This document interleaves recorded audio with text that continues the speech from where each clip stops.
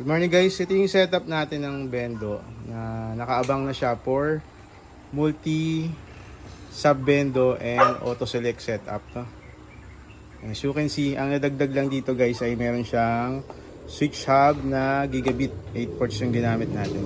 So paano siya i-setup? Ay ganito lang naman kasimple. As you can see, meron tayong kulay blue na LAN cable. Ito yung papunta sa ISP natin.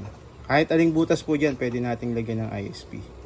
Then this one, itong orange natin na cable ay directly connected yan dito sa ating mini PC or kung ano mang board yung gagamitin natin.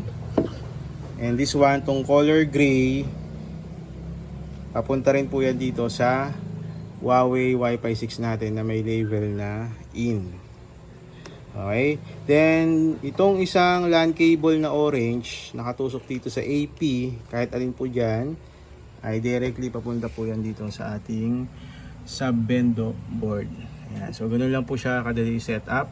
Ang AP na to, pwede nyo pa pong lagyan ito ng outdoor access point para mas malawak po yung range ng inyong Wi-Fi Bendo.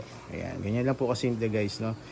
Ulitin ko po, ito pong setup na to ay nakaabang na para sa multi-sub Bendo auto select.